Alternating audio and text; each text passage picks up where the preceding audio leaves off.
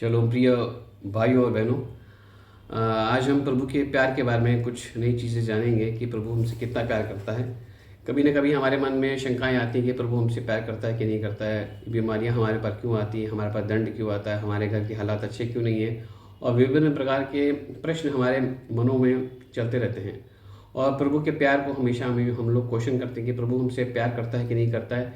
अगर चाहता है कि हम लोग ठीक हो ना हो, हमारी हेल्थ अच्छी हो ना हो, चाहता है कि हमारे बच्चे आगे बढ़े कि नहीं बढ़े, चाहता है कि प्रभु की हम लोग ब्लेस हो ना हो, और विभिन्न प्रकार के क्वेश्चंस हमारे मनों में घर करे रहते हैं। और प्रभु के प्यार के बारे में एक बहुत बड़ा प्रश्न हमारे मनों में होता है। तो अगर हम पवित्र शास्त्र बाइबल में से पढ़ते हैं, जॉन 3:16 यूहन्ना की इंजील और उसका 3 अध्याय और उसकी 16 आयत को पढ़ते हैं, तो उसमें ये बहुत ही क्लियर लिखा है कि प्रभु हमसे बहुत प्यार करता है। परमेश्वर ने जगत से ऐसा प्रेम किया कि उसने अपना इकलौता पुत्र दे दिया, ताकि जो कोई उस पर विश्वास करे वो नाश न हो परंतु अनंत काल जीवन पाए। इसको बड़ा सरल शब्दों में समझाना चाहता हूँ कि क्योंकि हम लोग ये मानते हैं कि लॉ की वाचा में चलते रहते हैं, हम लोग जो है कानून के हिसाब से चलते हैं, और ये सबको प्रचलित है कि जैसा करोगे वैसा भरोगे। ये एग्जैक्टली मान, और आपका पाप आपको पीछा नहीं छोड़ेगा। अगर गलत काम किया है, आपने छोटी से छोटी चीज़ गलत की है, तो आपको पीछा नहीं छोड़ेगा। ये प्रचलित है और ये सत्य बात है कि जैसा करते हैं वैसा भरते हैं। परंतु हम लोग अगर देखा जाए कि कानून की वाचा में चलते हैं, तो हम लोग सोच से, बोल से और कर्मों से पापी मनुष्य ठहरते हैं, क्योंकि हमारा स्वभाव ही शुरुआत से आदम और हवा के जमाने से, जब से हम जो हमारे वंशज उनका सीड हमारे अंदर है, उनका फॉलन नेचर हमारे अंदर है।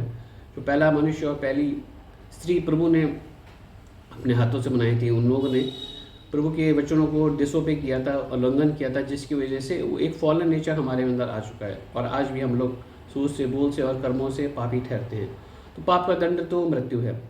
तो प्रभु को इसको खारिज करना था, क्योंकि प्रभु हम लोग से प्यार करता है। प्रभु ने हम लोगों को कानून दिया था। प्रभु ने कहा था कि अगर इस कानून के हिसाब से चलोगे, ऐसे ऐसे हमारे हिसाब से चलोगे, तो आप एक अच्छा जीवन व्यतीत करोगे, आप हमेशा एक अच्छी ज़िंदगी व्यतीत करोगे। परंतु हम लोग के जो फॉलन नेचर था, उसकी वजह से हम लोग हमेशा गलत कर्म, गलत सोच और गलत विचार करते हुए हम लोग पाप के दंड के भागी हो जाते हैं, जिसकी वजह से ये दंड हमारे रूप किसी न किसी प्रकार से दंड बीमारी के रूप में, गलत सोच के रूप में आता रहता है। और हम लोग सोचते हैं कि प्रभु का प्यार हमारे लिए है कि नहीं।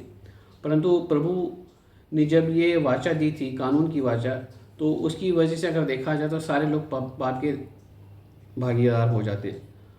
तो इसी वजह से प्रभु को सबको विलुप्त करना पड़ता है, अपने मानव जाति को विलुप्त करना पड़ता है। परंतु प्रभु ने एक और ऑल्टरनेटिव निकाला, एक और विकल्प निकाला कि अगर जो है पाप का दंड मृत्यु है, तो मैं मारूंगा नहीं, परंतु इनका जो दंड है, जो इन पे भागीदारी जिनके हैं ये लोग, उसके बचाने के लिए मैं अपना इकलौता पुत्र को भेजूंगा, जो कि इनका सारा दंड, जो उन लोगों ने गलत काम किया, वो अपने शरीर पे ले लेगा। उनका दंड जो मृत्यु है वो अपने शरीर पे ले लेगा, और वो एक सनातन बलिदान होगा प्रभु की ओर से, और वो एक अनुग्रह की वाचा में आ जाएंगे। जो कोई मनुष्य उस अनुग्रह की वाचा को बिलीव करेगा, प्रभु यीशु मसीह के जो बलिदान जो उसने क्रूस पे हमारे पापों के लिए किया, उस पर बिलीव करेगा, तो वो सारे पाप अभी तक जो उसके अकाउंट में क्रेडिट हुए हैं वो सब माफ़ हो जाएंगे, और वे एक नया मनुष्य जन्मेगा, जो कि मनुष्य की संतान नहीं होगा, वो एक प्रभु की संतान हो जाएगा।